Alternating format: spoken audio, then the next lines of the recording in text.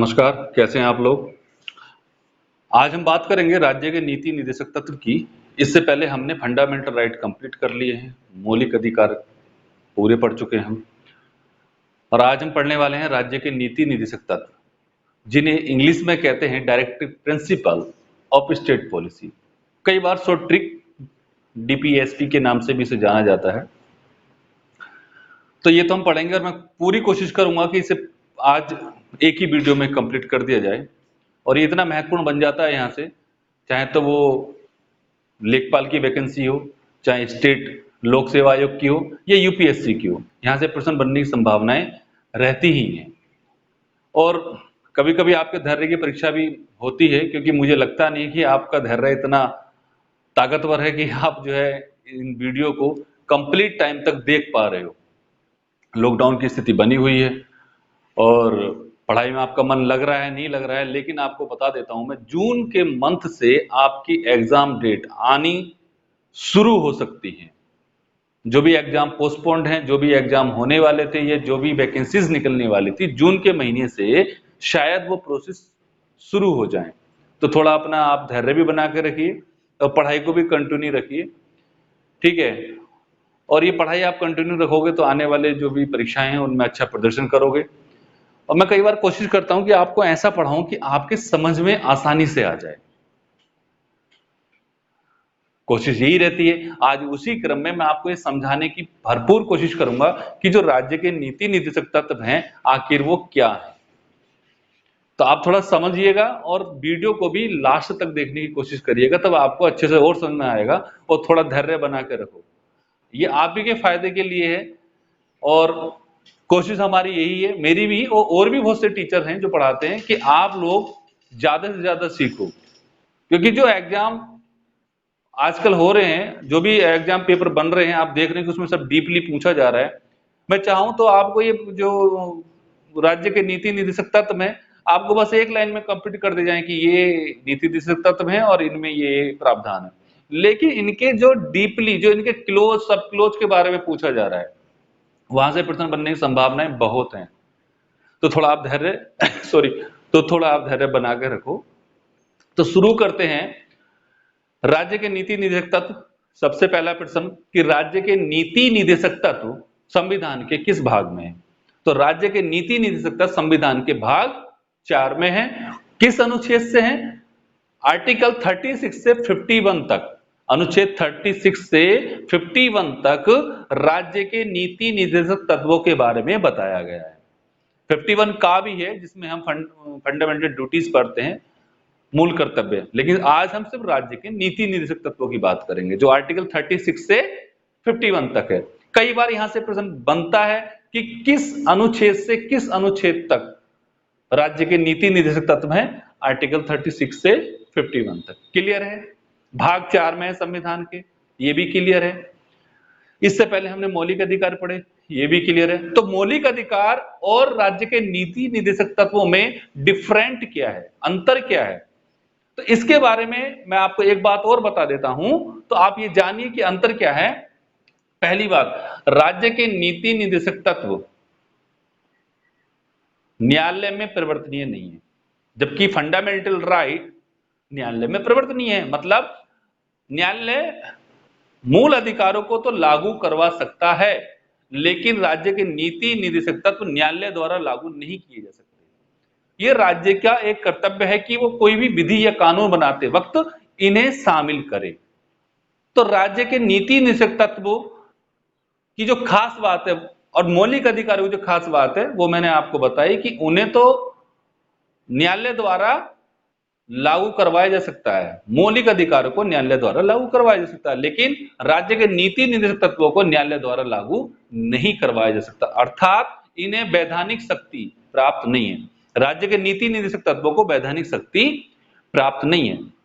आपने देखा होगा मौलिक अधिकार आपातकाल जैसी स्थिति में निलंबित किए जा सकते हैं, सिर्फ आर्टिकल 20 और 21 को छोड़कर।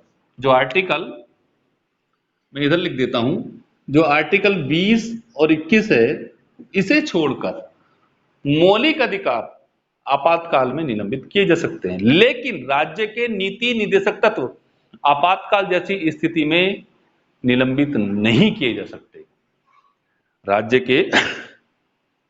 के नीति निर्देशक तत्व आपातकाल जैसी स्थिति में भी निलंबित नहीं किए जा सकते। एक तरफ जहां मौलिक अधिकार बात करता है राजनीतिक लोकतंत्र की स्थापना की, वहीं राज्य के नीति निर्देशक तत्व बात करते हैं कल्याणकारी राज्य की। किसकी बात करते हैं? एक कल्याणकारी राज्य की बात करते हैं राज्य के नीति निर्देशक तत्व। यानी कि कोई भी राज्य ऐसा कार्य करेगा जिससे वहां की जनता का कल्याण हो सके, ज्यादा से ज्यादा सार्वजनिक हित हो सके। यहां से प्रश्न बना है कि कल्याणकारी राज्य की अवधारणा निम्न में से संविधान में किसे प्राप्त है? मौलिक अधिकार या राज्य के नीति निर्देशक तत्व? तो राज्य के नीति निर्देशक तत्वों को कल्याणकारी राज्य की शक्ति प्राप्त है, या कल्याणकारी राज्य की स्थापना राज्य के नीति निर्देशक तत्वों में निहित है। तो हम पहले ये बात सॉरी तो थोड़ा हम ये भी जान लेते हैं कि जो राज्य के नीति निर्देशक तत्व है ये आखिर आए कहां से? भारतीय संविधान में कहां से आए? तो भारतीय संविधान में जो राज्य के नीति निर्देशक तत्व हैं ये आयरलैंड के संविधान से लिए गए। कौन से संविधान से लिए गए हैं? आयरलैंड के। ये आयरलैंड के संविधान से लिए गए हैं। ठीक है, ये 1937 में संविधान बना था वहां आयरलैंड में, वहां से राज्य के नीति निर्देशक तत्व लिए गए हैं। और पूरे विश्व के जितने भी संविधान, आयरलैंड और भारत दो ही ऐसे देश हैं जिनमें राज्य के नीति निर्देशक तत्वों का समावेश किया गया है, वरना अन्य किसी भी देश के संविधान में राज्य के नीति निर्देशक तत्व नहीं है। आती है इतनी बात समझ में? देखो मैं उम्मीद करता हूं कि आपके ये समझ में आए, जो मैं पढ़ा रहा हूं वो समझ में आपके आना चाहिए। वैसे तो हर एक टीचर यही कोशिश करता है कि जो पढ़ा रहे हैं वो आपके समझ में आना चाहिए, वैसे आप वीडियो कंप्लीट देखें तो इनका जो मुख्य उद्देश्य था संविधान में शामिल करने का मुख्य उद्देश्य क्या था? यहां से प्रश्न बना है, ये आया हुआ भी है। तो इनका मुख्य उद्देश्य था सामाजिक और आर्थिक प्रजातंत्र स्थापित करना। आई बात समझ में? इनका मुख्य उद्देश्य जो राज्य के नीति निर्देशक तत्व हैं, इनका मुख्य उद्देश्य है सामाजिक और आर्थिक प्रजातंत्र स्थापित करना। यहां से प्रश्न बना है। तो पहली बात तो ये जितने भी आर्टिकल आपको दिख रहे हैं जो मैंने लिखे हैं, प्रश्न यहां से बनते ही हैं, बने भी हैं और बनने की संभावना आगे भी बनी रहती है। तो आर्टिकल 36 को पहले हम शुरू करते हैं कि आर्टिकल 36 क्या है। तो आर्टिकल 36 कहता है राज्य शब्द की परिभाषा। क्या कहता है? देखो जो मैंने आपको फंडामेंटल राइट में पढ़ाया था कि अनुच्छेद 12 में राज्य शब्द की परिभाषा है, सेम राज्य शब्द की परिभाषा यहां भी है। आर्टिकल 36 में राज्य शब्द की परिभाषा के बारे में बताया गया, वही परिभाषा जो अनुच्छेद 12 में है। आती इतनी बात समझ में? नेक्स्ट आर्टिकल 37 वो कहता है कि जो राज्य के नीति निर्देशक तत्व हैं वो न्यायालय द्वारा परिवर्तनीय नहीं है, उन्हें न्यायालय द्वारा लागू नहीं किया जा सकता। जैसे मैंने अभी बताया ये आर्टिकल 37 में कहा गया है, और ये प्रश्न आया भी है कि किस अनुच्छेद में ये कहा गया है कि जो राज्य के नीति निर्देशक तत्व उन्हें लागू नहीं करवाया जा सकता। आर्टिकल 37 में कहा गया है। नेक्स्ट है आर्टिकल 38। आर्टिकल 38 लोक कल्याण की अभिवृद्धि के लिए व्यवस्था करने की बात करता है, यानी कि राज्य ऐसी व्यवस्था करेगा जिससे कि लोक कल्याण हो सके। मैंने भी बताया सार्वजनिक हित हो सके, ज्यादा से ज्यादा सार्वजनिक हित हो सके, ऐसी व्यवस्था कौन करेगा? राज्य। देखो मौलिक अधिकार व्यक्तियों से संबंधित है, जबकि राज्य के नीति निर्देशक तत्व राज्य से संबंधित हैं। तो ऐसी व्यवस्था करने की बात 38 आर्टिकल में कही गई है कि ऐसी व्यवस्था राज्य करेगा जिससे लोक कल्याण की अभिवृद्धि हो सके। क्लियर है? आर्टिकल 39 बहुत महत्वपूर्ण है, मैं यहां पर इंपोर्टेंट लिख दिया हूं। महत्वपूर्ण क्यों है? इसके जो क्लोज हैं उन क्लोजों से प्रश्न बने हैं, खासकर यूपीएससी जैसी परीक्षाओं में यहां से प्रश्न बने ही बने हैं। जैसे आर्टिकल 39 का क्या कहता है? समान न्याय स्त्री और पुरुष को समान जीविका के साधन उपलब्ध करवाएगा। कौन? राज्य। समान न्याय की बात की गई है। किस अनुच्छेद में सभी के लिए समान न्याय की बात की गई है? आर्टिकल 39 के क्लोज का में। और निःशुल्क, कोई व्यक्ति ऐसा भी है जो निर्धन है या कोई अनभिज्ञ है या कोई जानकार नहीं है, तो उसे ऐसी निःशुल्क विधिक सहायता भी उपलब्ध कराएगा जिससे कोई व्यक्ति न्याय से वंचित ना रह जाए। ये कहां कहा गया है? ये कहा गया है आर्टिकल 39 के का क्लोज में। समान न्याय तो आप बिल्कुल याद कर लेना, समान न्याय की बात आर्टिकल 39 के क्लोज का में की गई है। और ये कब जोड़ा गया था? 42वां संविधान संशोधन 1976। क्लियर है? आगे हम 39 के ही क्लोज की बात करेंगे। आर्टिकल जो आगे आता है आर्टिकल 39 का क्लोज क्या है? आर्टिकल 39 का क्लोज क्या कहता है? वो कहता है कि राज्य देश के भौतिक साधनों और संसाधनों का ऐसे नियंत्रण की व्यवस्था करेगा जिससे सबसे ज्यादा सार्वजनिक हित हो सके, ज्यादा से ज्यादा सार्वजनिक हित हो सके। ऐसा कौन सा आर्टिकल कहता है? 39 का क्लोज ख। आर्टिकल 39 क्लोज का गा क्या कहता है? राज्य ऐसी व्यवस्था करेगा कि संपत्ति और साधनों का केंद्रीकरण ना हो, मतलब ऐसा ना हो कि किसी एक ही व्यक्ति के हाथ में सब कुछ सत्ता हो, एक ही व्यक्ति के हाथ में जो है पूंजी हो और कोई सार्वजनिक हित उससे प्रभावित हो। ऐसी व्यवस्था करेगा आर्टिकल 39 के क्लोज ग के अनुसार। और आर्टिकल 39 का क्लोज घ काफी महत्वपूर्ण है, मैं इसलिए पहले ही इंपोर्टेंट लिख देता हूं। क्यों महत्वपूर्ण है? क्योंकि यहां सीधा सीधा लिखा हुआ है कि समान कार्य के लिए समान वेतन की बात राज्य करेगा, स्त्री हो या पुरुष हो, समान कार्य के लिए समान वेतन। आर्टिकल 39 का क्लोज घा। और आर्टिकल 39 क्लोज का क्या? समान न्याय की बात करता है और समान वेतन की बात, ये समान वेतन 39 का क्लोज घा यहां से प्रश्न बने हैं। आर्टिकल 39 का क्लोज डा क्या कहता है? यह कहता है कि कोई भी स्त्री हो या पुरुष हो, राज्य उनका और उनका स्वास्थ्य का ध्यान रखेगा और बालकों का किसी भी नियोजन में प्रतिषेध ना हो, मतलब बालकों की एक जो सुकुमार अवस्था है उसका भी ये ध्यान रखेगा राज्य। और कोई भी नागरिक ऐसे किसी कार्य में पार्टिसिपेट नहीं करेगा, ऐसे किसी कार्य में नहीं जाएगा जो उनकी शक्ति और उनकी क्षमता के अनुकूल ना हो। ऐसी व्यवस्था करने की बात किसने कही है? राज्य के नीति निर्देशक तत्व। ये राज्य की ड्यूटी बनती है आर्टिकल 39 का क्लोज डे के अनुसार। और आर्टिकल 39 का क्लोज 39 का क्लोज च ये क्या कहता है? ये कहता है बच्चों या व्यक्तियों की शोषण से या भौतिक या नैतिक परित्याग से उनकी रक्षा की जाएगी। आर्टिकल 39 का क्लोज च कहता है। समझ में आया आपके? आर्टिकल 39 के जो क्लोज हैं का, खा, गा, घा, डे और च, इन क्लोजों को आप देख लेना और खास का घ वाला यहां से प्रश्न बना है। क्लियर है? सॉरी। नेक्स्ट बात करते हैं आर्टिकल हम 40 की। आर्टिकल 40 कहता है ग्राम पंचायतों का गठन, राज्य ग्राम पंचायतों का गठन, यानी कि ग्राम पंचायतों गठन की जो संकल्पना है वो अनुच्छेद 40 में दी गई। ठीक है।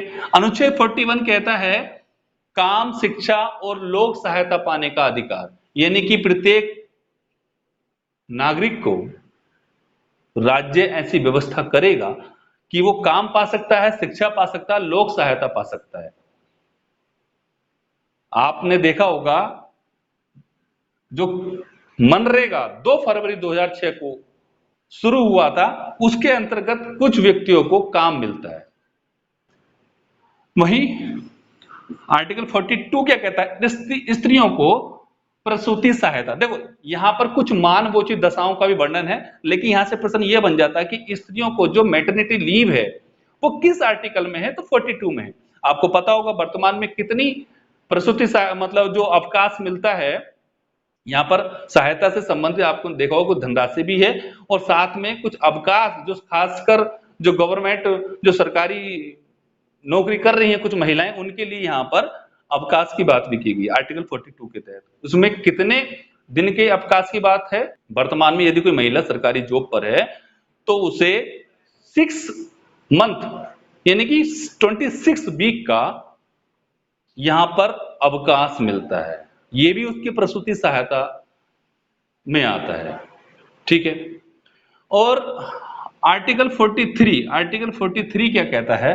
आर्टिकल 43 कहता है कि जो कृषि और उद्योग में लगे हुए लोग हैं उनके लिए राज्य ऐसी व्यवस्था करेगा कि उन्हें वेतन मिल सके। अपने जीवन निर्वाह के लिए यथोचित वेतन मिल सके, जो वेतन मिलने वाला है वो वेतन मिल सके, जिससे वो अपने जीवन निर्वाह को आसानी से कर सके। क्लियर है? जीवन निर्वाह करने के लिए पेमेंट की तो जरूरत पड़ती है, पैसे की जरूरत पड़ती है, तो वो आर्टिकल 43 में। आर्टिकल 43 का क्या कहता है, ये भी काफी महत्वपूर्ण है। आर्टिकल 43 का क्या कहता है, राज्य औद्योगिक संस्थानों में कर्मकारों का, जो कर्मचारी हैं, उनकी भागीदारी करने का प्रयत्न करेगा, मतलब उनकी भी पार्टिसिपेट होना चाहिए उद्योगों में, ऐसा आर्टिकल 43 का कहता है। आर्टिकल 43 का क्या कहता है, आर्टिकल 43 के क्लोज 6 के अंतर्गत राज्यों को यह निर्देश दिया गया है कि वो सहकारी समितियों के स्वतंत्र संगठन, संचालन और उनके प्रबंधन को प्रोत्साहित करे, उनके प्रबंधन को सहयोग करे, ऐसा आर्टिकल 43 का कहता है। तो आपने पढ़ा आर्टिकल 43 का, 43 का क्या, 43 का क्या। नेक्स्ट बात करते हैं आर्टिकल 44, बहुत महत्वपूर्ण है। नागरिकों के लिए एक समान सिविल संहिता की बात इसमें की गई है। क्या बात की गई है इसमें? बात की गई है नागरिकों के लिए एक समान सिविल संहिता, मतलब एक कानून रहेगा नागरिकों के लिए, एक समान सिविल संहिता। आर्टिकल 44 यहां से प्रश्न बना है, कई बार यहां से प्रश्न पूछ लिया गया है। आर्टिकल 45 ये भी बहुत महत्वपूर्ण है, ये भी काफी महत्वपूर्ण है। आर्टिकल 45, आर्टिकल 45 कहता है निःशुल्क शिक्षा और सहायता, जो 86वां संविधान संशोधन हुआ था 2002 में, उसके अंतर्गत आर्टिकल 45 है, यानी कि निःशुल्क शिक्षा और सहायता की बात करता है। खासकर 6 वर्ष से कम उम्र के बच्चों के लिए निःशुल्क और अनिवार्य शिक्षा की बात इसमें की गई है। वहीं आर्टिकल 46 कहता है अनुसूचित जातियों, अनुसूचित जनजातियों तथा अन्य दुर्बल वर्गों की अभिवृद्धि के लिए उनके हितों के संरक्षण को ध्यान में रखना, यह राज्य का कर्तव्य रहेगा। तो आती है इतनी बात समझ में। वहीं पर देखो यहां डबल लिख दिया है, अनुच्छेद 46 हो गया है, ये अनुच्छेद 47 है, ठीक है।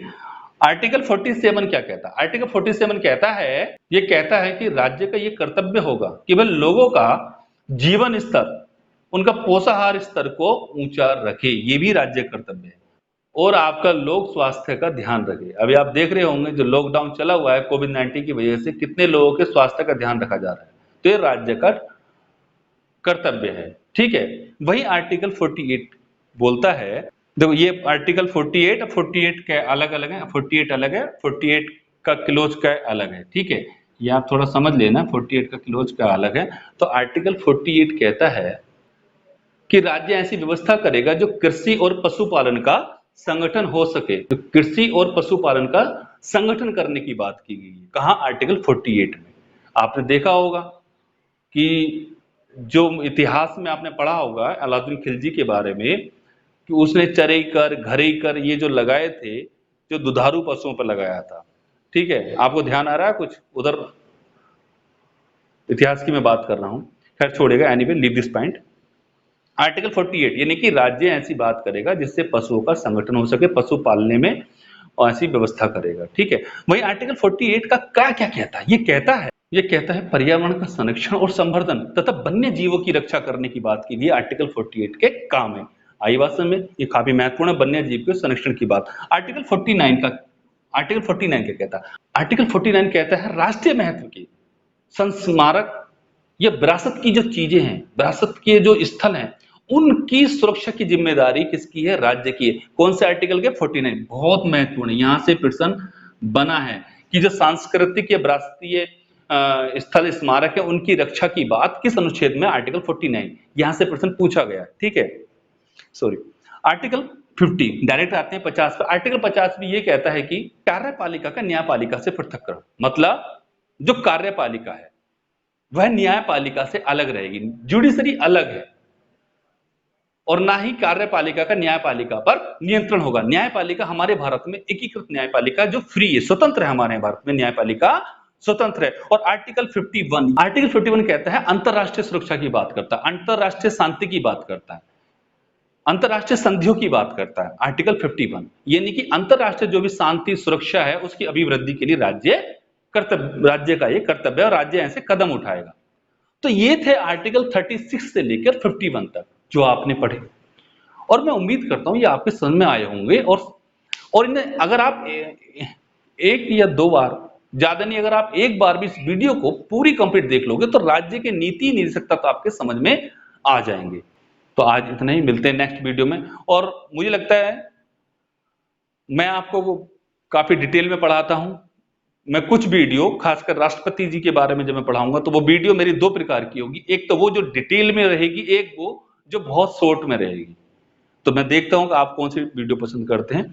तो आज के लिए इतना ही, मिलते हैं फिर नेक्स्ट वीडियो में। Thank you.